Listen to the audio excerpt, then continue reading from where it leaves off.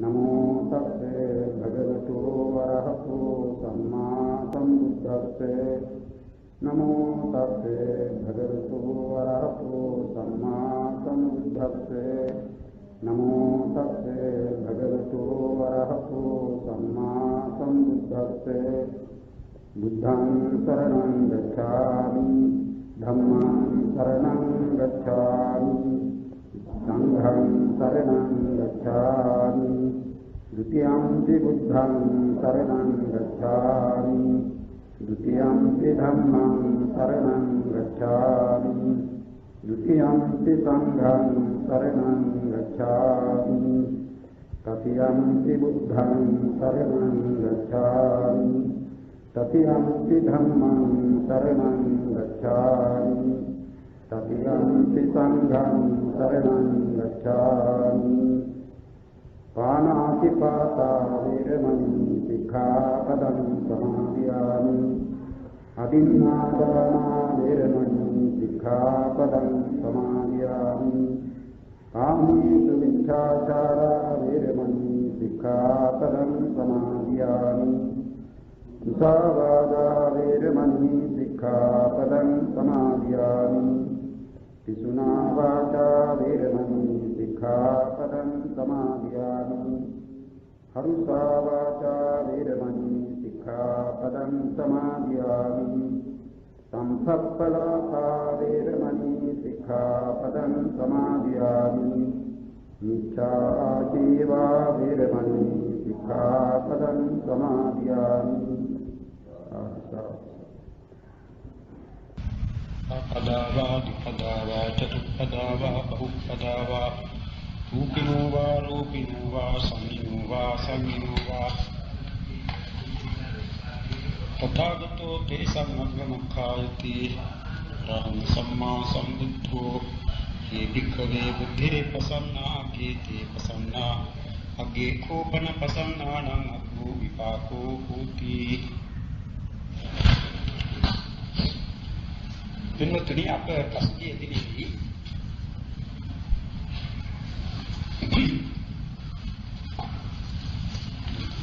රූපාවචර සිත් පිළිබඳ විස්තරය අවසන් කළා. දැන් අපිට කියන්නට තිබෙන්නේ අරූපාවචර සිත් ගැන. මේ රූපාවචර සිත් වල කුසල් විපාක ක්‍රියා වශයෙන් සිත් පහ බැගින් ආවා. පළමුවෙන්ම කීවේ ධ්‍යාන කුසල් සිත. ඒ කුසල් සිත උපදවාගෙන මුපිරිහි කාල ක්‍රියා කළ කෙනෙකුට බ්‍රහ්ම ලෝකෙහි උත්පත්තිය ලැබීම වශයෙන් පහළවන විපාක සිතයි ඊළඟට කියන්නේ. ක්‍රියා සිතයි කියන්නේ ඒ ධ්‍යාන උපද වූ රහතන් වහන්සේට ඒ ධ්‍යාන සිත ලැබෙන විට ඒට කියන්නේ ක්‍රියාසිත.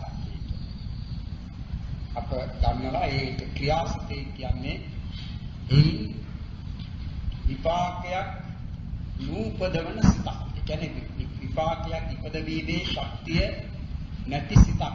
පොදු ක්‍රියා මාත්‍රයෙන් අවසන් වන බැවින් ඊට ක්‍රියාසිතක් කියනවා. රහතන් වහන්සේ प्रथम ध्यानेट समवदिन विट द्वितीय ध्यानेट समवदिन विट तृतीय ध्यानेट समवदिन विट चतुर्थ ध्यानेट समवदिन विट पंचम ध्यानेट समवदिन विट महंसेट ध्यान सित वශයෙන් ලැබෙන්නේ ध्यान ක්‍රියාස.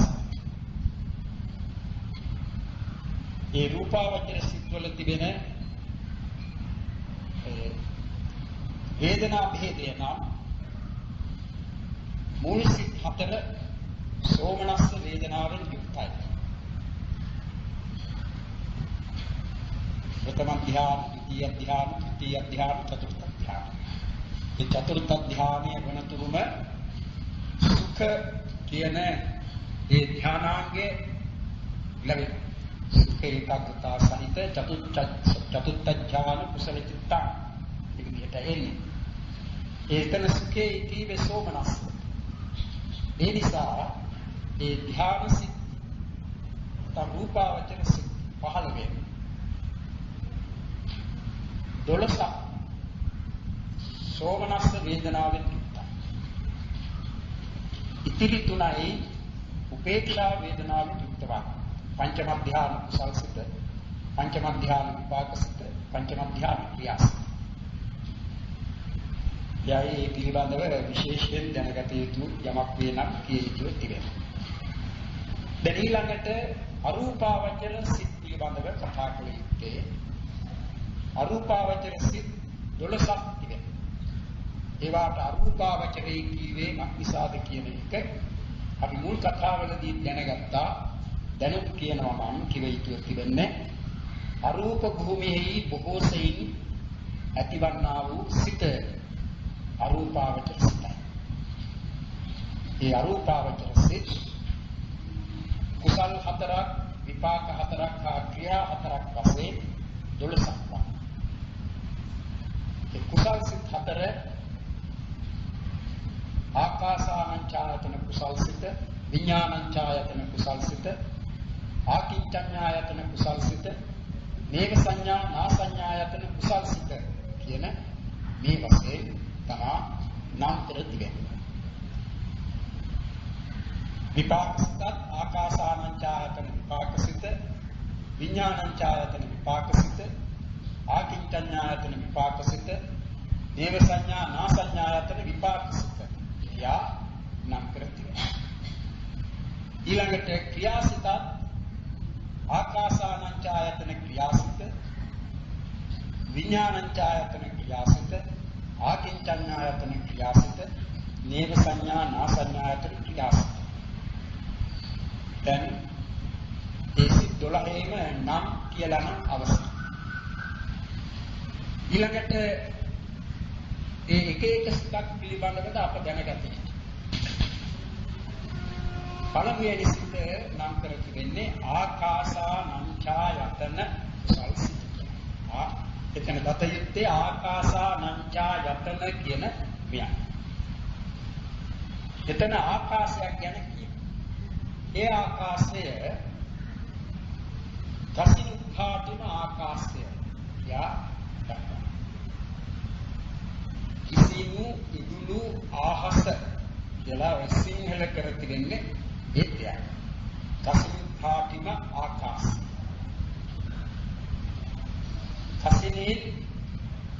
කසිනේ උගුළු ආහාර ලත් අහස.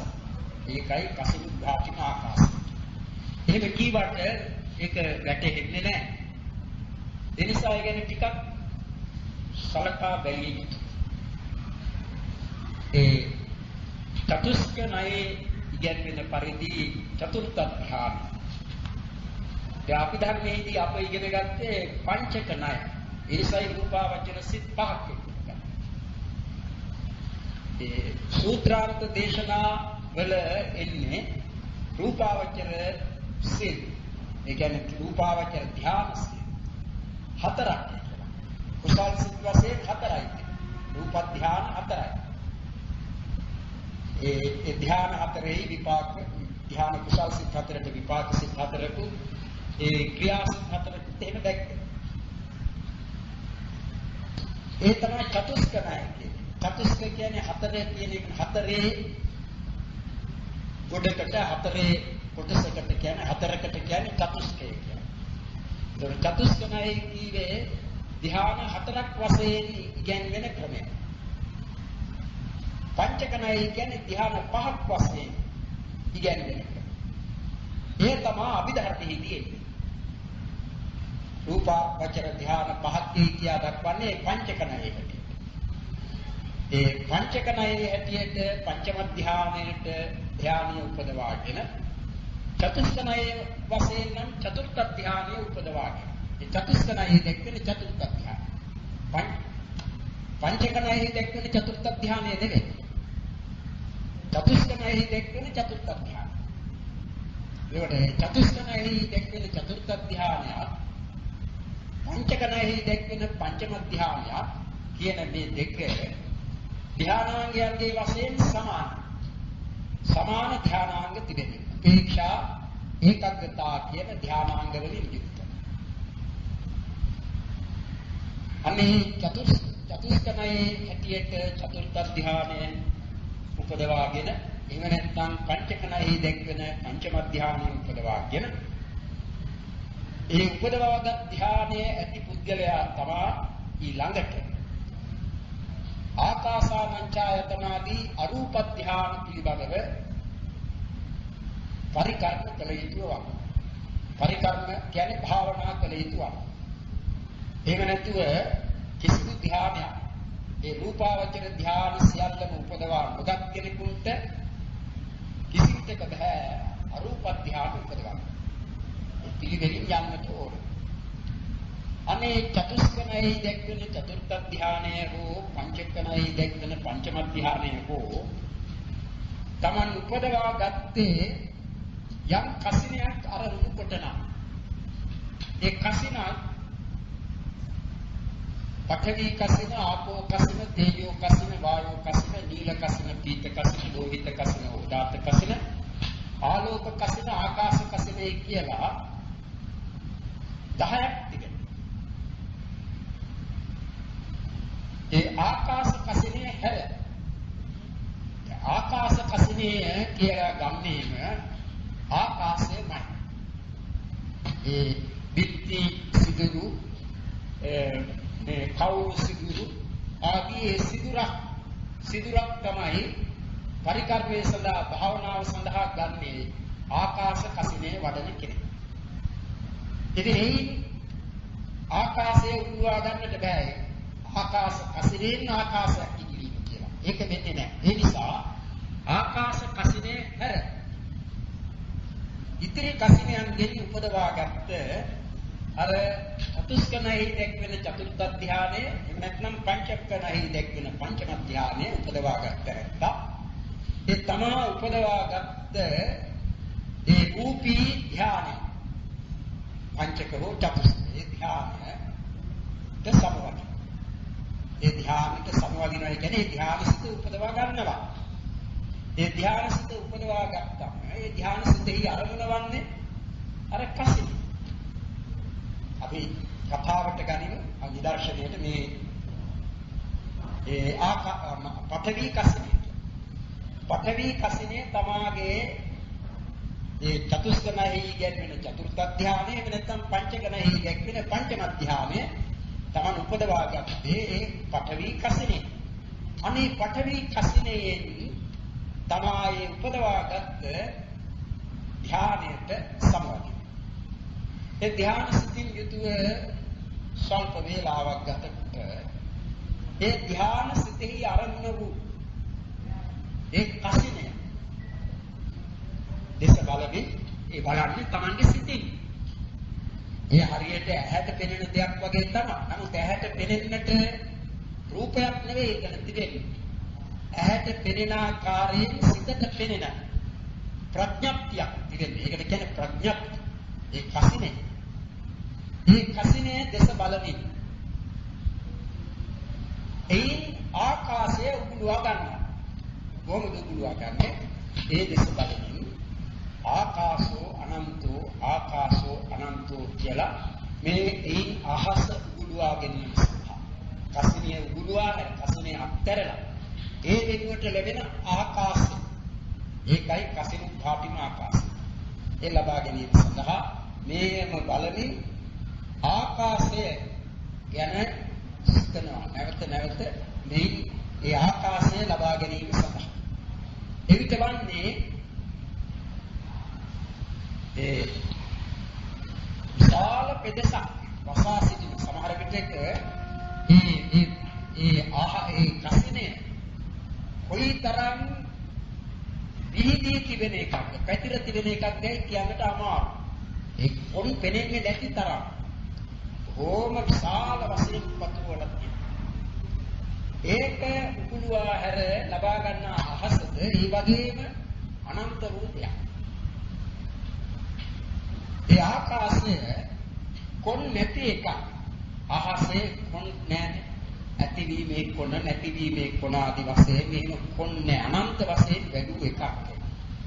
ඒ නිසා ඒ ආකාශයේ උරුවා ගැනීම සඳහා කරන මේ භාවනාවේදී ඒ කසිනය අරමුණ වශයෙන් පැවති ඒ කසිනය කෙරෙහි මනසිත යොමු කරගෙන එයින් අහස ගුලවා ගැනීම සඳහා ආකාශෝ අනන්තෝ කියා ඒ භාවනාවෙහි යෙදෙනවා. එහෙම යෙදී සිටින විට වන්නේ ක්‍රමයෙන් අර කසිනය ඉවත් වී ගොස්. මගේ අරමුණව පැවති ඒ කසිනය නැතිව ගොස් ඒ වෙනුවට ආහස ලැබෙනවා ආකාශය. ඒකටයි කියන්නේ කසිනුභාතිම ආකාශය. ඒ ආකාශය අනන්තයි. අනන්තයි කියන්නේ අන්තයක් නැති කොනක් නැති එක. ඇතිවීම නැතිවීම කියන්නේ එහෙම කොන්නේ ඒවා. ඒක බුදු ප්‍රඥප්තියක්. ප්‍රඥප්තියක් කියන්නේ පැනවීමක් පරමාර්ථ වශයෙන් විද්‍යමාන ධර්මයක් නෙවෙයි. නමුත් විද්‍යමාන ආකාරයෙන් තමයි Tamanගේ සිතට වැටෙන්නේ. හරියට තිබෙන දෙයක්. ඒ කසිනේ වුණත් වැටෙන්නේ මේ විදියට. ඒවා ඇත්තෙන්ම තිබෙනව නෙවෙයි. කියන්නේ එහෙම තිබෙන දෙයක් නම් වෙන කෙනෙකුටත් ඒ දැන පෙනෙන්නට ඕන. නමුත් වෙන කෙනෙකුට ඒ පේන්නේ නැහැ. Tamanට පමණයි ඒක පෙනෙන්නේ. ඒ කසින වඩන කෙනෙකුට ඒ කසිනය තමාට පෙනෙන දෙයක්. වෙන කාටවත් පෙනෙන දෙයක් නෙවෙයි. ඒ හරියට තිබෙන වස්තුවක් හැටියටම පෙනෙනවා. ඒ පෙනෙන්නේ සිතට වැටෙන්නේ හරියට ඇහැට පෙනෙන්නක් නෙවෙයි. අන්නේ කසිනය ප්‍රඥප්තිය උගුලවා හැර ලබා ගන්නා කසිනුඝාතිම ආකාශයයි මේ අනන්ත ආකාශය කියලා කියනවා. ඒ ආකාශය තමයි මේ ආකාශෝ අනන්තෝ කියලා වැඩි ඒ ආකාශය තමයි ආකාසානංචා යතන කියලා කියන්නේ. ආකාශ අනන්ත ආයතන. ඒ වචනයි එන්නේ. අනන්ත ආකාශය අරමුණු කොට පවත්නා සිත තමයි ආකාසානංචායතන.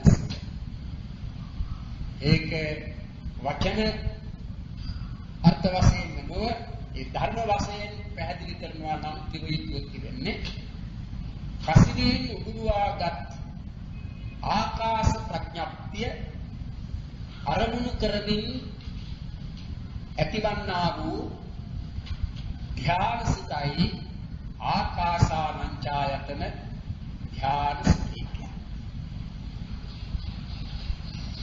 ආකාශ අනන්ත ආයතන. ආයතනයි කියන්නේ අරමුණ.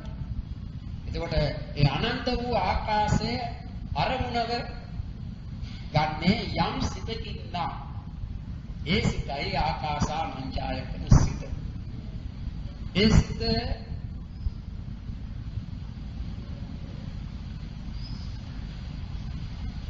ක්ලේශ ධර්මයන් යටපත් කරමින් ඇතිවන්නා වූ සිතක් බැවින් ඊට කියනවා කුසල් සිතක්. දැන් පළමුව උපදවා ගන්න කුසල් සිතක් කියන්නේ ආකාසානංචායතන කුසල් සිත. ඒක ධ්‍යාන වශයෙන් ගත්තොත් ධ්‍යාන කියන විට අප කියවනේ ධ්‍යාන කියන එකෙන් අදහස් කරන්නේ අර අංග සමුදායකගේ එකතුව. ඒ අංග සමූහය එකවර පහළ වීමේදී ඒ කෘත්‍යයෙන් යුතුව අපි ඊට කියන්නේ ධ්‍යානයක් කියලා. ඒ එකිනෙක අංගයක් ධ්‍යානාංගයක් කියලා කියනවා. දැන් ඒ ධ්‍යාන අංග වලින් යුක්තයි. ප්‍රථම ධ්‍යානය අංග පහකින් යුක්තයි. විතක්ක විචාර තීති සුඛ ඒකග්ගතා. ဒုတိ ය ධ්‍යානය අංග හතරකින් යුක්තයි. අපි ඉගෙන ගත්ත පංචකණයේ දැක්වෙන අභිධර්මයේ ඉන්න පරිදි මේ අංග හතරකින් යුක්තයි විචාර තීති සුඛ ඒකග්ගතා. තුන්වෙනි ධ්‍යානය අංග තුනකින් යුක්තයි තීති සුඛ ඒකග්ගතා. සතරවෙනි ධ්‍යානය අංග දෙකකින් යුක්තයි සුඛ ඒකග්ගතා. පස්වෙනි ධ්‍යානය අංග දෙකකින් යුක්තයි උපේක්ෂා ඒකග්ගතාය. ඒ රූප ධ්‍යාන පිළිබඳ. මේ අරූප ධ්‍යානය ධ්‍යාන වශයෙන් ලැබෙන අංගයන්ගේ වශයෙන් සමාන වන්නේ ඇතුළු වන්නේ අන්තිමට කී පංචම ධ්‍යානය. ඒ අරූප ධ්‍යාන වල තිබෙන්නේද උපේක්ෂා ඒකාග්‍රතාව කියන ධානාංග දෙක. උපේක්ෂා ඒකාග්‍රතාව කියන ධානාංග දෙක පවත්නේ රූපාවචර ධාන අතර පංචම ධානයි. ඒ නිසා අරූපාවචර ධාන සිද්ද පංචම ධානයේලා ගන්නේ. මේ අංග දෙකකින් යුක්ත. වෙනස කුමක්? වෙනසකුත් තිබෙනවා. නැත්නම් ඒවට අරූප ධානය කියන්නේ නෑ. වෙනස් වන්නේ ඒ ඉක්මවන අරමුණ නිසා. ඒ ප්‍රථම ධානාදී ඒ ධානවල අන්තිමට දැක්වෙන පංචම ධානයේදී අරමුණ මේ රූප සම්බන්ධ වූ අරමුණ. පඨවි කසිනාදී ඒ කසින ගැන කියන විට ඒ කසිනේ ගන්නා විට කසිනේ රූපයක් නෙවෙයි. නමුත් ඒ කසිනය රූපයකින් ලබා ගන්න දෙයක්.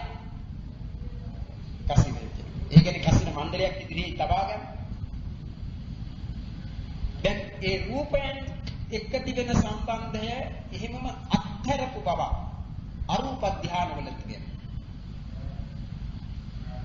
සබ්බසෝ රූප සංඥානං සමතික්කමා පටික සංඥානං අත්ංගමා නානත්ත් සංඥානං අමනසිකාරා. මේ වචන එන්නේ ඔය අරූප ධාන ගැන සඳහන් කරනවා. රූපය පිළිබඳ රූප සංඥා ඉක්මවන. ඒ පටික සංඥා කියන්නේ පටිඝය කියලා එතන කීවේ ද්වේෂයට නෙවෙයි. එතන පටිඝය කියන්නේ මේ හැපෙන ස්වභාවය ඇති අරමුණ. ඒවා තමයි රූප, ශබ්ද, ගන්ධ, රස ආදී වශයෙන් එන ඒ අරමුණ වල තිබෙනවා ඒ හැපෙන ස්වභාවය. ඒ නිසා ඒ අරමුණද අත්හැර ඒ රූප ධ්‍යාන උපදවා ගැනීම සඳහා යොදාගත්ත ඒ අරමුණද ඉක්මවනවා. ඒකනේ කසිනේ අරමුණු කොට ඒ කසිනේ සිතින් අත්හැරියා. අත්හැරලා ඉන්න උපදවාගත්ත ඒ උදුරාගත්ත නැත්නම් උගුලවාගත්ත ආකාශයයි අරමුණු කරා. ඒ නිසා ඊට ආකාශා මංචායතනේ කියලා කියනවා. දැන් මේවායේ තිබෙන විශේෂ වෙනස අර රූප වචර පංචම ධානයට වඩා තිබෙන වෙනස අරමුණ පිළිබඳවයි. ඒ රූපාවචර ධාන සතරක් වන්නේ මේ අරූපාවචර ධාන සතරක් වන්නේ අර රූපාවචර ධාන පහක් උනේ යම් හේතුවක් නිසාම ඒ හේතුව නිසාම ඒ රූපාවචර ධාන පහක් උනේ ඒ ධානාංගයන්ගේ වෙනස්කම් නිසා. ප්‍රථම ධානාංග 5කින් යුක්තයි, ද්විතිය ධානාංග 4කින් යුක්තයි. ආදි වශයෙන් වෙනසක් තිබුණානේ. ඒක වෙනසක් අරූප ධානවල නැහැ. අරූප ධානෙහි අරූප ධාන 4ම ඒ 4ම නැත්නම් 12ම ධානාංගයන්ගේ වශයෙන් උපේක්ෂා ඒකාග්‍රතාව කියන ධානාංගය දෙන බැරි ධාන වශයෙන් වෙනසක් නැහැ. වෙනස තිබෙන්නේ ආරම්භන වෙනස. අරමුණ වල වෙනස. ඒ නිසා තමයි අභිධර්මාර්ථ සංග්‍රහය ගැන කියනවා. කොහොමද කියන්නේ? ආලම්බන පභේදේන චතුධා රූපමානස පුඤ්ඤ පාක ක්‍රියා භේදා පුනද්වාදසධා කිතං. අපි කලින් ඉගෙනගත්ත රූපාවචර ධ්‍යාන පිළිබඳව එන අභිධර්මාර්ථ සංග්‍රහ පාඨය පංචධා ඥාන භේදේන රූපාවචර මානසං පුඤ්ඤ පාක ක්‍රියා භේදා තං පංචදසධා භවේ. එහෙමයි. එතනාවේ පංචධා ඥාන භේදේන ධ්‍යාන භේදයෙන් පස්වදෑරුම් වෙන්නේ. ඒ ධ්‍යාන භේදය තමයි පංචාංගික ධ්‍යානය, චතුරාංගික ධ්‍යානය, දිවාංගික ධ්‍යානය, ද්විාංගික ධ්‍යානය, ද්විාංගික ධ්‍යානය. මේ විදිහට ඒ අංගයන්ගේ භේදය වෙනස නිසා තමයි රූපාවචර සිත් පහක් උනේ. පංචධා ඥාන භේදයෙන් ධ්‍යාන භේදයෙන්ුයි රූපාවචර සිත් පස්වදෑරුම් වන්නේ. ඒවා නැවත කුසල් විපාක ක්‍රියා කියා පසවසක් වන්. රූපාවචර සිත් ප්‍රභේද වන්නේ ඒ කරුණෙන් නෙවෙයි. ධ්‍යාන බෙහෙදෙන් නෙවෙයි. ඒ නිසා ආලම්බන පබේදේන චතුධා උපමානසං පුඤ්ඤ පාක ක්‍රියා භේදා තං පුනක්වා දසධාක්ඛිතා ආලම්බන පබේද අරමුණේ තියෙන ප්‍රභේදේ නිසායි වෙනස් වන්නේ. ඒ අරූපාවචර සිත් වල ඒ එකිනෙක සිතක් පිළිබඳව දැනගන්නට තිබෙනවා අතික්කමිතබ්බ ආලම්බනය ආලම්බිතබ්බ ආලම්බනය කියලා දෙකක්. අතික්කමිතබ්බ කියන්නේ ඉක්ම විය යුතු අරමුණ. අතික්කමිතබ්බ ආරම්භණය. ඉක්ම විය යුතු අරමුණ. ඒ කියන්නේ සිතින් අත්හල යුතු අරමුණ. ඒ අරමුණ තමයි අර අපි මුල සුද්ධ ගැන කීවේ කසිනේ බුලුවා හැර කියලා. ඒ කසිනේ සිතින් අත්හැරියා. ඒක තමයි අතික්කමිතබ්බ. ඉක්ම විය යුතු අරමුණ. අපේ කතාවට ගත්තේ අපි පඨවි කසිනේ. ඒ පඨවි කසිනේ ප්‍රතිභාග නිමිත්ත. ඒක තමයි කසිනේ කිව්වෙද? ඒ සිතින් අත්හැරියා. අරමුණු කිරීම වශයෙන් ඒක අත්හැරියා. ඊළඟට අරමුණු කලේ කුමක්ද? ඒ උගුලවාගත් අහස. ඒ කසිනේ උගුලවාගත් ආකාශ. ඒකයි අරමුණ. ඒක ආලම්බිතබ්බ ආරම්භණය. එක එක ධ්‍යානයක් පිළිබඳ ඒ අරූප ධ්‍යාන සතර පිළිබඳව ඔය විදිහට එනවා. අතික්කමිතබ්බ ආලම්බන ආලම්බිතබ්බ ආරම්භණය කියලා ඉක්ම විය යුතු අරමුණ අරමුණු කළ යුතු අරමුණ එළිය යුතු අරමුණ කියලා එහෙම එකක් ඉක්මවනවා එකක් අරමුණු කරනවා. දැන් ආකාසානංචායතන සිතේ අරමුණ වූයේ කුමක්ද? කසිනියේ නුගුලවාගත්ත ආකාශ ප්‍රඥා. ඊළඟට ඒ ධ්‍යානයේ උපදවාගත්ත තැනත්තා ඒ ආකාසානංචායතනය ඇති තැනත්තා ආකාසානංචායතනය වඩන දියුණු කරනවා. නැවත නැවත ඒ සිත උපදවාගෙන සමවැදි එය පුරුදු කරනවා. ඒ පුරුදු කිරීම තමයි අර ආවජ්ජන සමාපජ්ජන අදිත්‍යාන උත්තාන පච්චවෙක්කන කියලා මා පසුගිය දිනේ කීවේ එක එක ධ්‍යානයක් පිළිබඳව පංචවසීතාවයකින් ඒවා පුරුදු කරනවායි කියලා ඒ විදිහට මෙයක් පුරුදු කරනවා. එහෙම පුරුදු කරලා ඊළඟටයි ඊට ඉහළ ධ්‍යානය වශයෙන් ගැනෙන දෙවෙනි අරූප ධ්‍යානය උපදවා ගැනීමට උත්සාහ කරනවා. ඒ දෙවෙනි අරූප ධ්‍යානය උපදවා ගැනීම සඳහා උත්සාහ කරන තැනත්තා එවිටද අර කලින් කී පරිදි අතික්කමිතබ්බ ආලම්බිතබ්බ කියන මේ ආරම්භන භේදේ එනවා. දැන් ආකාසානංචායතනෙහි අරමුණ වූයේ කසිනේ නුගුලවාගත් ආකාශය. ඊළඟට විඥානංචායතනෙහි කියා උපදවා ගන්නා ඒ ධ්‍යානෙහි අරමුණ වන්නේ ඒ ආකාසානංචායතන සිත.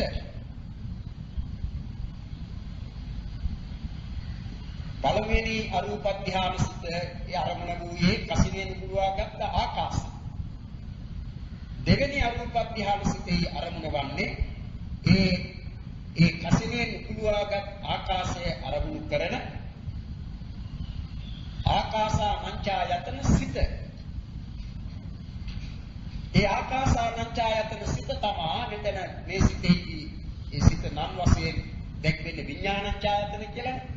අර විඥානයේ කිව්වේ එතන ඒ ආකාසානංචායතන සිතට. විඥානං අනන්තං ආයතන. ඒකයි විඥානංචායතනෙ කිව්වේ. ඒ අනන්ත වූ ආකාශය අරමුණු කොට පැවති ආකාසානංචායතන සිතද ඒ අරමුණු වූ ආකාශයේ වශයෙන් අනන්තසේගෙන ආකාසං අනන්තං ආයතන කියලානේ ඉස්සෙල්ලේකට කිව්වේ. දැන් මෙතන විඥානං අනන්තං ආයතන.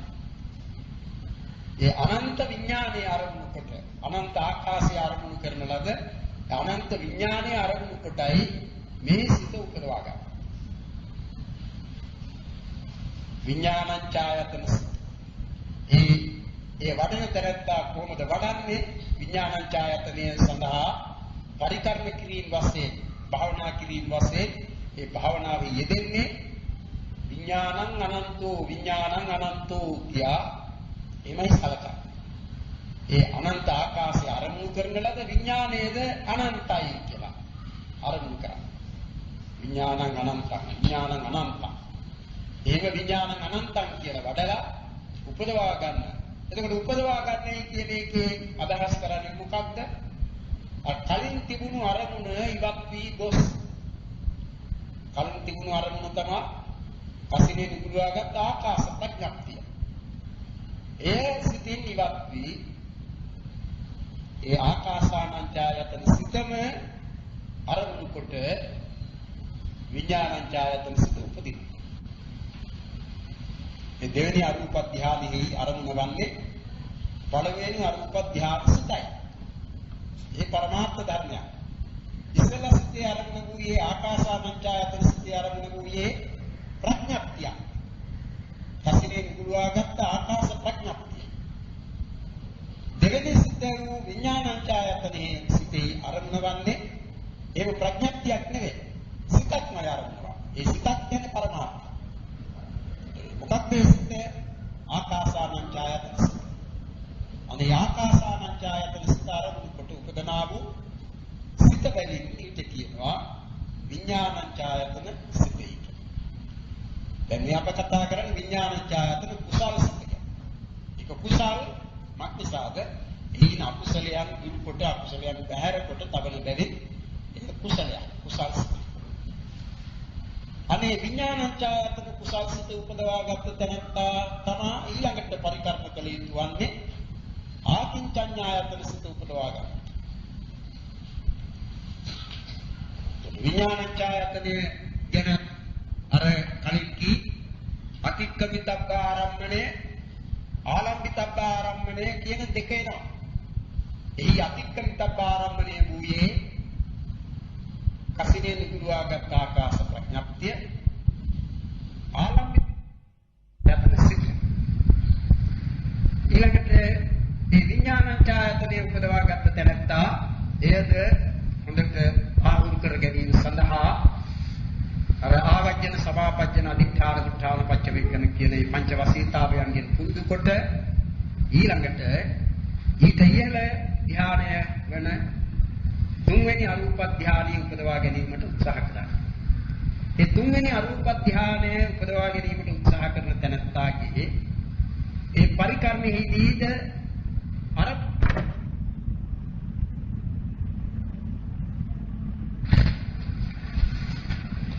ඒ ආකාසානංචායතනය කියන ඒ සිතේ නැති බව.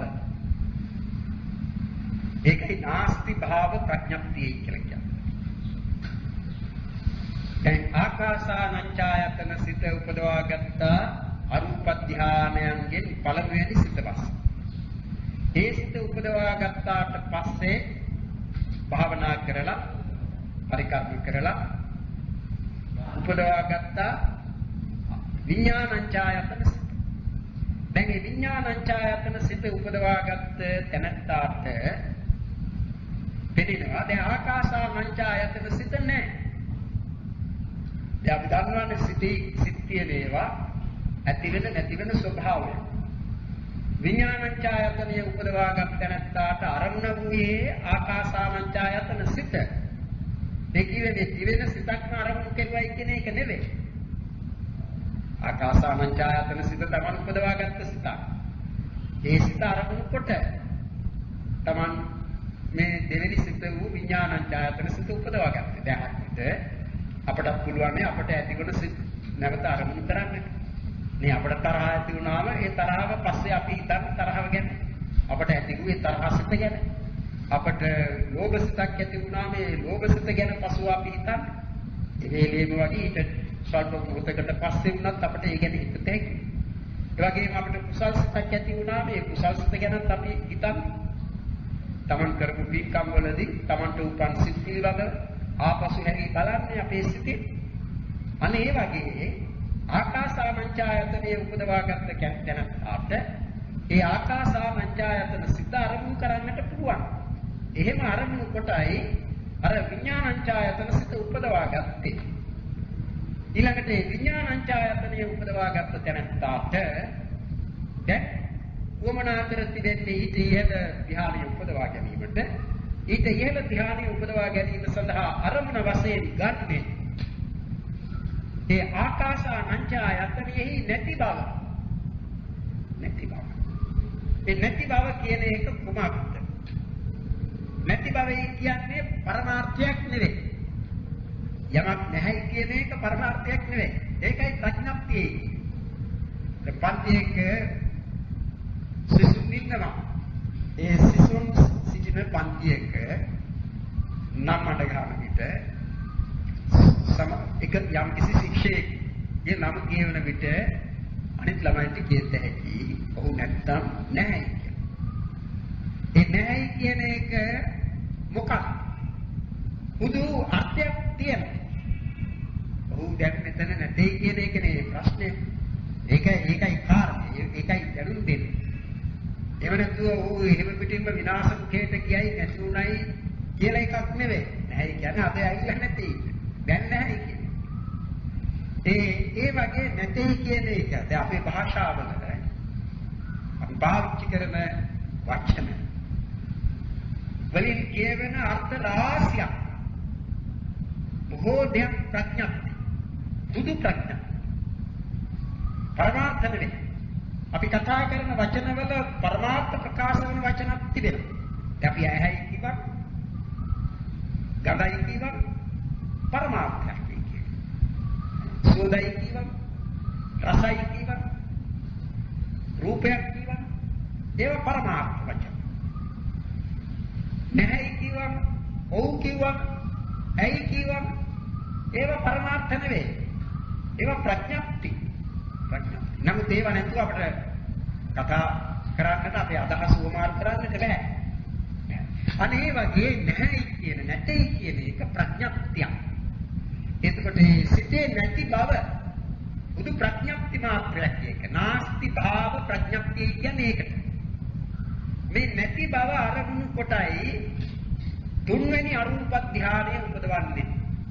ඒකටයි කියන්නේ ආකාසානංචායතන යාගේ නාස්ති භාව ප්‍රඥප්තිය කියලා. ආකාසානංචායතනයේ නැති බව. ඒකේ එරෙලි නෑ දැන් නෑ. ආකාසානංචායතනයේ තියෙනවා කියන්නේ එරෙලි සිතක් තියෙනවා. ඒක නෑ. ඒ නැති බව අරමුණු කොට උපදවන ධානය තමයි ආකින්චඤ්ඤායතන සිතේ. ඒ වඩන්නට ඒ සිත උපදවා ගැනීම සඳහා කරන භාවනාව කොහොමද කරන්නේ? නත්ති කිංචි කියලා හිතනවා. ඒ නත්ති කිංචි කිව්වේ ඒ ආකාසානංචායතනයගේ කිසිවක් දැන් නැත. නත්ති කිංචි කිසිවක් නැtei කියන එකයි වචනේ අර්ථය. නත්ති කිංචි ඒ ආකාසානංචායතනයගේ නැති බව. ඒ ආරම්භ කොට උපදවන තුන්වෙනි අරූප ධානයටයි ආකින්චඤ්ඤායතන සිතේ. ඒ ආකින්චඤ්ඤායතනේ කියන්නේ නත්ති කිංචේති ආයතන. කිසිවක් නැත යන ආයතනයේ අරමුණගෙන පවත්නා සිත. ආකින්චඤ්ඤායතන සිත. රටේ අරමුණ වූයේ ආකාසානංචායතනයාගේ නාස්ති භාව ප්‍රඥප්තිය. නැති බවයි කියන ප්‍රඥප්තිය. එයත් උපදවාගත් දැනත්තා දැන් එය උපදවාගෙන පමණක් සිටිනවා නම් ඊට කලින් උපදවාගත්ත ධ්‍යානත් සමග මෙයක්. ඒවයටයි අර ශබ්ද සමාපත්තිලාභී කියලා කිව්වේ ආලාරකාරා. යා ශබ්ද සමාපත්තිලාභී කිව්වේ ඒ රූප ධ්‍යාන චතුර්ස්ක ණයේ දැක්වෙන රූප ධ්‍යාන හතරත් ආකාසානංචායතන විඥානංචායතන ආකින්චඤ්ඤායතන මේ ධ්‍යාන තුන ලබාගෙන සිටි කෙනෙක්. එබැවින් ඔහුට සප්ත සමාපත්තිලාභී කියයි කියන්නේ. අන්තිමට දැක්වෙන රූප ධ්‍යාන සිත තමයි නේව සංඥා නා සංඥා යතන සිත. නේව සංඥා නා සංඥා යතන සිත. දැන් ඒ ආකින්චඤ්ඤා යතන සිත උපදවාගත් කලෙහි ඒ සිත බොහෝම සාන්ත සිතක්. සාන්ත සිත. අර දැන් නීවරණයන්ගෙන් බොහෝ ඈතට ගිය සිතක්. නීවරණ යටපත් කරන්නේ ප්‍රථම ධානයට පරිකල්ප කරන විටම. කියන්නේ ඒ උපචාර සමාධි අවස්ථාවේදී නීවරණ යටපත් වෙනවා. ඒ නීවරණයන්ගේ යටපත් වීම ස්ථිර කිරීම වශයෙන් තමයි ප්‍රථම ධානයේ ධානාංග උපදින්නේ. ඊට පස්සේ ද්විතිය ධ්‍යාන, තෘතිය ධ්‍යාන, චතුර්ථ ධ්‍යාන, පංචම ධ්‍යාන, ආකාසානංචායතන ධ්‍යාන, විඥානංචායතන ධ්‍යාන, ආකින්චඤ්ඤායතන ධ්‍යානයේ කියන ත්‍රිවෙනි උසස් ඒ ධ්‍යානයන් උපදවා ගන්නා විට ඒ උපදවා ගන්නා තැනත්තා සිත් වශයෙන් සලකන විට සිත ඒ සිතේ යෙදෙන චෛතසිකයන් වශයෙන් සලකන විට නීවරණයන්ගෙන් කොයිතරම් ඈතද? බොහෝ දුරට ගිහින්. ඒ නිසා මේ සිතේ මේ අවස්ථාවේදී තිබෙන්නේ බලවත් සමාධියක්. තා ප්‍රබල සමාධියක් තිබෙන්නේ. ඒ සමාධිය නිසා ඒ සමාධිමත් සිතේ තැනත්තාට වැටහෙනවා. ඒ සිතෙහි තිබෙන අතිශය සාන්ත බව. ඒ නිසා තමාට ලැබුණු ඒ ආකින්චඤ්ඤා යතන සිතයි කියන මේ ධ්‍යාන සිත අරමුණු කරමින් සන්තමේතං පනීතමේතං සන්තමේතං පනීතමේතං කියන්නේ සන්තං ඒතං ඒ සිත කිව්වේ මේ ආකින්චඤ්ඤා යතන සිත සාන්තය ආකින්චඤ්ඤා යතන සිත ප්‍රණීතය කියලා මේ සිත අරමුණු කරමින් මේ භාවනාව කරා. එහෙම කොට උපදවා ගන්නා සතරවෙනි අරූප ධ්‍යාන සිතට තමා නේව සංඥා නා සංඥා යතන සිතේ කියන්නේ. එතන නේව සංඥා නා සංඥා යතනේ කීවේ ආකින්චඤ්ඤා යතනේ අපේක්ෂා කොට නෙවෙයි. ආකින්චඤ්ඤා යතනේ තිබෙනවා සංඥාව තිබෙනවා, ඒක නේව සංඥා නා සංඥා නෙවෙයි. ඒකේ තිබෙන්නේ ශාන්ත බව. සන්තමේතං පනීතමේතං කිවේ. දැන් ඒ ආකින්චඤ්ඤා යතන සිත ආරම්භ කොට උපදවා ගන්නා සතරවෙනි අරූප ධානය නම් කර තිබෙන්නේ නේව සංඥා නා සංඥා යතන සිතේ. එතන නේව සංඥා නා සංඥායි කියලා කිව්වේ ඒ සිත ගැන, මේ ධ්‍යාන සිත ගැන, අරමුණ වූ ධ්‍යානය ගැන නෙවෙයි. ඒ ධ්‍යානය අරමුණු කොට උපදවා ගන්නා ඒ සතරවෙනි අරූප ධ්‍යානය ගැනමයි කියන්නේ නේව සංඥා නා සංඥා. එතන නේව සංඥා කිව්වේ සංඥාව ඇත්තේද නොවේ කියන්නේ. නේව සංඥා සංඥාව ඇත්තේද නොවේ කියන්නේ මේ වෙනත් සිත්වල ලැබෙන තරමේ ගොරෝසු සංඥාවක් ඒ සිතෙහි නැහැ. නා සංඥා කියේ සංඥාව නැත්තේද නොවේ කියන්නේ. එයින් අදහස් කරන්නේ කුමක්ද? තිබෙනවා සංඥාවක්. එහෙම නැත්නම් සිත තිබෙනවා. නමුත් ඒ සිත තාක් සූක්ෂම තත්වයට පැමිණිලා තිබෙන්නේ මේ ධ්‍යානයේ තිබෙන බලය, ශක්තිය හේතු කොටගෙන.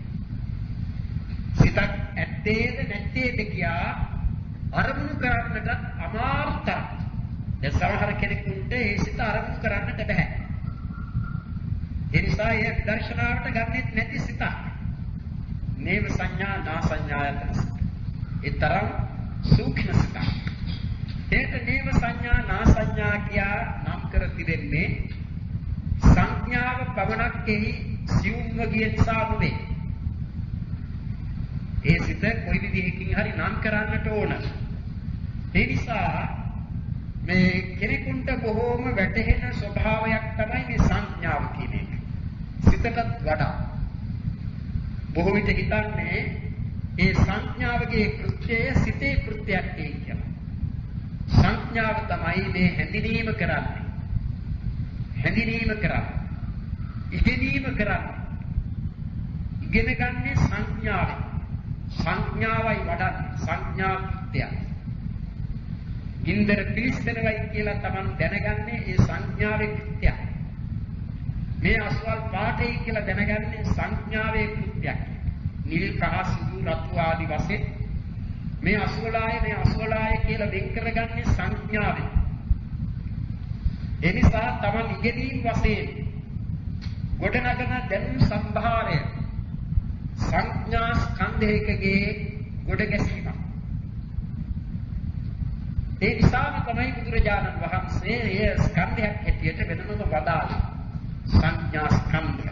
ඒ මොකද මමයි කියා ගැනීමට අතිශයින් ඉවහල් වන ධර්මයක්. මම හැඳුනුවා, මම දැනගත්තා, මම ඉගෙන ගත්තා ආදී වශයෙන් කොච්චර මම කියන ඒවා තිබෙනවා.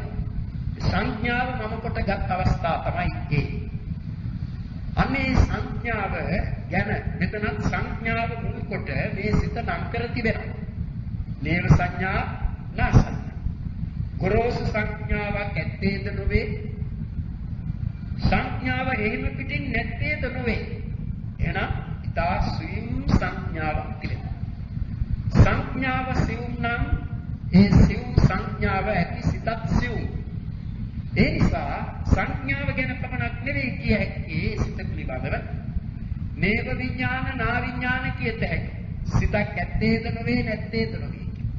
ගොරෝසු සිතක් නැහැ. නමුත් සිත ඇත්තේම නැත්තේම නොවේ. ඒ මොකද සිත නැත්නම් සංඥාවක් කොයි.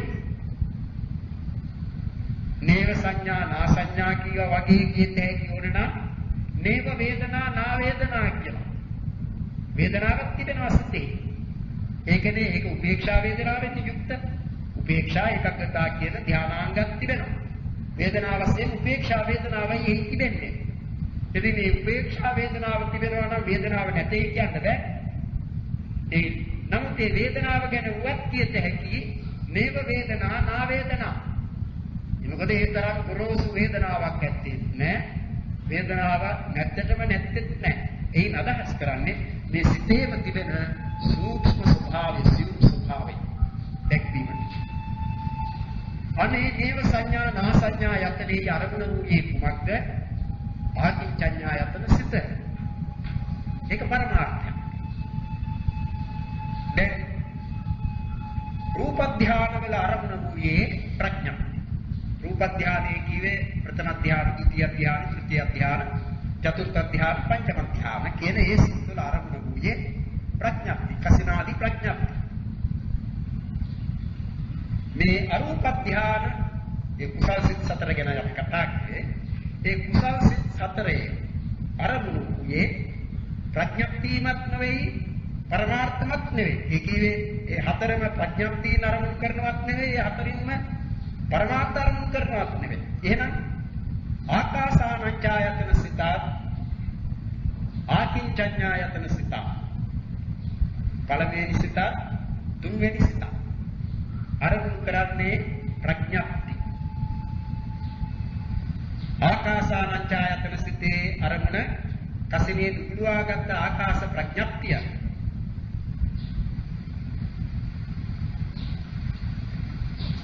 ආකින්චඤ්ඤායතන සිතේ අරමුණ ආකාසානංචායතනයාගේ නාස්ති භාව ප්‍රඥප්තිය. එනිසා ප්‍රඥප්තියන අරමුණු කරන සිත් දෙකක් තිබෙනවා. ඒ කුසල් සිත් වල. විඥානංචායතන කුසල් සිතේ, නේව සංඥා නා සංඥායතන කුසල් සිතේ අරමුණු වූයේ පරමාර්ථ. මොනවද ඒ පරමාර්ථ? විඥානංචායතන කුසල් සිතේ අරමුණ ආකාසානංචායතන කුසල් සිත. නේව සංඥා නා සංඥායතන කුසල් සිතේ ආරම්භ වූයේ ආකින්චඤ්ඤායතන කුසල්සිත. අන්න එහෙම තේරුම් ගන්න. එතකොට ආකාසානංචායතන කුසල්සිත, විඥානංචායතන කුසල්සිත, ආකින්චඤ්ඤායතන කුසල්සිත, නේව සංඥා නාසඤ්ඤායතන කුසල්සිතේ කියා අරූපාවචර කුසල්සිත හතරක් තිබෙනවා. මේ කුසල්සිත හතර ඔය විදිහට සතර වැඩෑරුම් වන්නේ ධ්‍යාන බෙහෙදයක් නිසා නෙවෙයි, ආරම්මන බෙහෙදය නිසා. ධ්‍යාන වශයෙන් නම් ඒ අතරම පංචම ධ්‍යානයටයි ඇතුළත් වන්නේ. ප්‍රේක්ෂා ඒකග්ගතා කියන ධ්‍යානාංග දෙකකින් යුක්ත බැවින් ඒවායේ ප්‍රභේදය වන්නේ ආරම්මනයේ තිබෙන වෙනස්කම් නිසා, අරමුණු වෙනස් වන නිසායි ඒ සිත් මේ විදිහට ප්‍රභේද වන්නේ, හතරක් වන්නේ. පළමුවෙනි අරූපාවචර සිත වූ ආකාසානංචායතනෙන් කසිනේ නුගුලවාගත් ආකාශ ප්‍රඥප්තිය. දෙවෙනි අරූපාවචර සිත වූ විඥානංචායතනෙන් ආකාසානංචායතන සිත.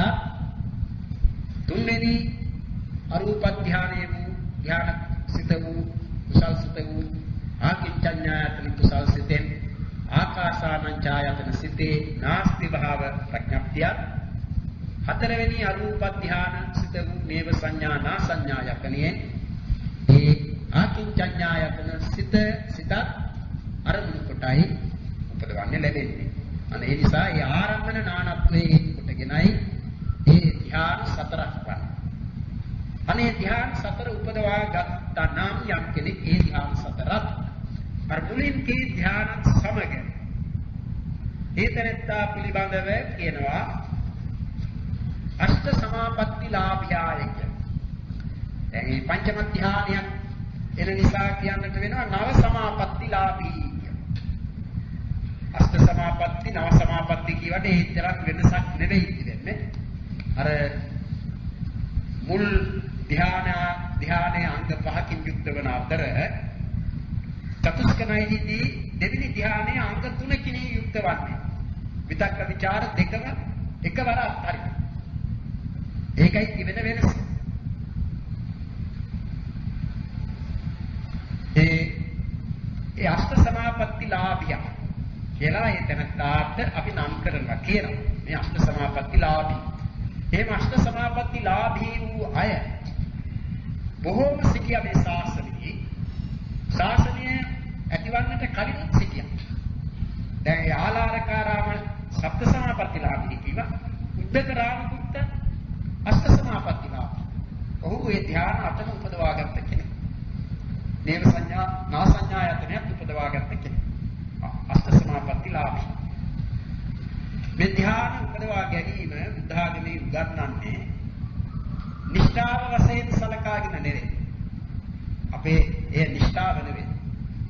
ඒ ධ්‍යාන උපදවා ගන්න කල්හි ධ්‍යාන වලින් ලබාගත හැකි ඒ යහත්ෙහි ලබන විවේකය තිබෙන.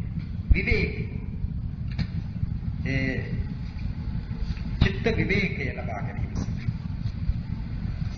බොහෝ විට ඔය ධ්‍යාන උපදවා ගන්න අයට භාවනාවලදී උවත් විදර්ශනා කරන කෙනෙකුට විදර්ශනා කරන තැනත්තා ධ්‍යාන උපදවාගෙන තිබෙන කෙනෙක් නම් ඉවසිය නොහැකි තද බල වේදනා ගෙන දෙන අවස්ථාවලදී එය බොහෝම අමාරු නම් දරා ගැනීමට තරම් අපහසු තත්වයක් ඇති වෙන අවස්ථාවලදී වුවද තමා උපදවාගත් ධ්‍යාන වලට සමවැද අර වේදනාව සංසිඳවා ගන්නට පුළුවන්කම ලැබෙනවා. එහෙම උපකාරයක් ඒ ධ්‍යාන වල තිබෙනවා. ඒ ධ්‍යාන උපදවා ගන්නට එපයි කියලා බුද්ධාගමේ නියමයක් නෑ. ධ්‍යාන ඉපදවීම කළ හැකි නම් බොහොම හොඳයි. බුදුරජාණන් වහන්සේ වික්ෂුන් වහන්සේ පිළිබඳව වදාරා තිබෙන හැම තැනකදීම වාගේ ධ්‍යාන ගැන වදාරලා තියෙනවා.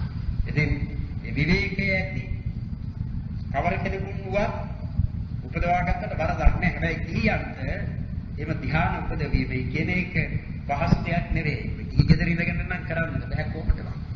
ඒ වාට වෙන් වෙලා අඩු ගණනේ දස සිල්වත් රකිමින් ඒ කරන්නට ඕන. නැත්නම් නොයෙක් විදිහට නොයෙක් අවස්ථාවලදී විසිර යන සිතක් ඇතිව ධ්‍යාන උපදවා ගැනීම අමාරුයි. මක්නිසාද අරමුණ එකමයි විය යුත්තේ. එකම අරමුණක සිත රැඳවීම නිකරක් ධ්‍යාන උපදවීමේ විදර්ශනාවේදී එහෙම නෙමෙයි. විදර්ශනාවට මේ පංච උපාදානස්කන්ධයමයි අරමුණ. පංච උපාදානස්කන්ධය නිසා ලැබෙන ඕනෑම දෙයක් අරමුණ වශයෙන් ගන්නට පුළුවන්. විදර්ශනාවට යොදා ගන්නට පුළුවන්. ඒ නිසා නේද මෙනෙහි කරා ලැබෙන දෙයක් මෙනෙහි කළ හැකි විදර්ශනාව. එහෙම කරලා බෑ ධ්‍යාන උපදවන්න. ධ්‍යානයට ඕනේ එකම අරමුණ.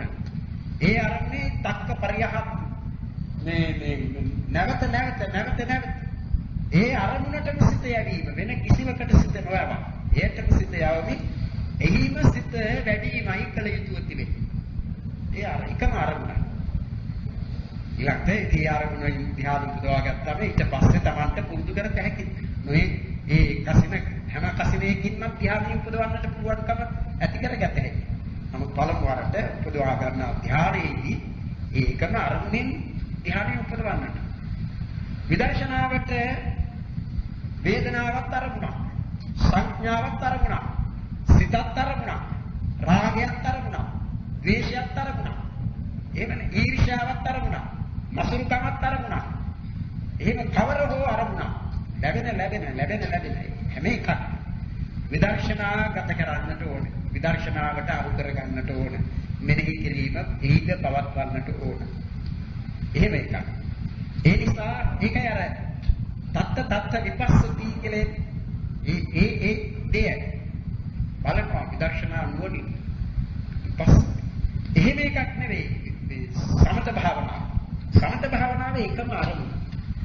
ඒ එකම අරමුණක සිත රැඳවීමෙන් තමයි සිත වඩන්නේ. ඒ නිසා විදර්ශනාවේදී කරන්නේ විදර්ශනාව ධ්‍යාන වශයෙන් නුණා. ඒ විදර්ශනාවටත් සමාධිය ඕන. නමුත් ඒ සමාධිය ධ්‍යාන වශයෙන් උපදවාගත්ත සමාධියක්ම නෙවෙයි. විදර්ශනාවේදී උපදනා වූ කණික සමාධිය කියන එක. කණික හැම සිතකම පවතින ඒකාග්‍රතාවයේ වශයෙන් ඇතිවන සමාධිය.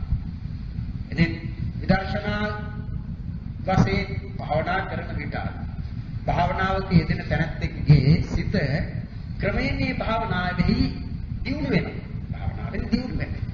ඒ දියුණු වෙනකොට ඒ සිතේ හට ගන්නා ධර්මත් කියන මේ සියල්ලගේම දියුණුවක් වෙන්නේ. එකවර දියුණු වෙනවා. සිතේ සිහිය දිවෙනවා, සිහියත් එක්ක නුවණ වැඩෙනවා, සමාධිය උපදිනවා. ඒ ඔක්කොම එකට දියුණු වෙනවා. එහෙම දියුණු කරගෙන යාම විදර්ශනාවෙන් කරන්නේ. සමත භාවනාවෙන් කරන්නේ නුවණ දියුණු කිරීම අපේක්ෂා කොට නෙවෙයි. සමත භාවනාව සමාධිය වැඩි වීම අපේක්ෂා කොට. සමාධිය කියන්නේ සිතේ එකඟ බව. ඒ වේක් අරමුණ වලට සිත විසිර යන බව නවත්වලා එක අරමුණක සිත රැඳවීම තමයි අදහස් කරන ප්‍රධාන දේ. එහෙම කරලා සමාධිය උපදවා. සමාධිය උපදවා ගත්තා මේ සමාධිය පාදක කරගෙන විදර්ශනා වඩන අය විදර්ශනා වඩන. තව අභිඥා උපදවන්නට ඕන අය අභිඥා උපදවනවා. ඉති විද දිබ්බසෝත පරචිත්ත විඥානන කුද්දේ නිවාසාවසති දිබ්බචක්ඛු ආදි වශයෙන් එන ඒ අභිඥා ඒවා උපදවන්නට බෑ විදර්ශනාව. ඒ විදර්ශනාවේ තියෙන්නේ අනිත්‍ය දුක්ඛ අනාත්ම කියන මේ බව වටහාගෙන අවබෝධ කරගෙන දුක්ඛාදී චතුරාර්ය සත්‍ය අවබෝධයෙන් මේ කෙලෙසුන් නැති කිරීම විදර්ශනාවෙන් අපේක්ෂා කරනවා. සෝවාන් ආදී මාර්ග ඵල ඉපදෙනවා. නිවන ප්‍රත්‍යක්ෂ කිරීම. සමත භාවනාවෙන් බලාපොරොත්තු වන්නේ චිත්ත සමාධිය වැඩි. ඒ නිසා ඒකට චිත්ත භාවනා කියන්නේ මේ විදර්ශනාවට කියන්නේ පඤ්ඤා භාවනාව. නුවණ වැඩි. එදින මේ භාවනා දෙක උණුණට බොහෝම උපකාරයි. ඒ නිසා සමහරු විදර්ශනා වඩන අනතුරුව ඊට පස්සේ සමත යවඩලා ධ්‍යාන ආදියත් උපදවනවා. ඒ ධ්‍යාන අභිඥා උපදවනවා. සමහරු සමාධිය වඩලා සමාධියෙන් ධ්‍යාන අභිඥා උපදවලා විදර්ශනා කොට අනතුරුව මාර්ගඵලාදී උපදවා ගන්නවා. ඒවා යුගනද්ද වශයෙන් වඩන අය ඒ කොයි එක වෙතත් අප අද ඉගෙන ගත්තේ මේ ධ්‍යාන වලින් ඉහළ ධ්‍යාන කොටසක් වන ඒ අරූප ධ්‍යාන පිළිබඳ. ඒ අරූප ධ්‍යාන උපදවාගත හැකේ රූප ධ්‍යාන සියල්ලම උපදවාගත් කෙනෙකුට. එහෙම නැති කෙනෙකුට බෑ. මේ උපදවාගත් තැනත්තා තමන් ඒ පංචම ධ්‍යානයේ උපදවාගත්ත කසිනේ ඒ ආකාශ කසිනේ හරි ඉදිරි කසිනයන් ගේ මේ පංචම ධ්‍යානයට සමවැද ඒ නැගිටේ ඒ ධ්‍යානයේ අරමුණ වූ කසිනය උගුලුවා හැර ලබා ගන්නා ආකාශ ප්‍රඥප්තිය ඒකට කියනවා කසින උපාටිම ආකාශය ඒ අරමුණු කොටයි ඒ ආකාසා මංචායතන සිතයි කියන ඒ පංචම ධ්‍යානය නැත්තම් මේ මුල් අරූප ධ්‍යානෙ උපදවා ගන්න. අපි මේ පිළිබඳ විස්තරය දැනගත්තා. ඒකට අතික්කමිතබ්බාලම්බන ආලම්බිතබ්බාලම්බන කියන මේ දෙක ගැන දැනගත්තා.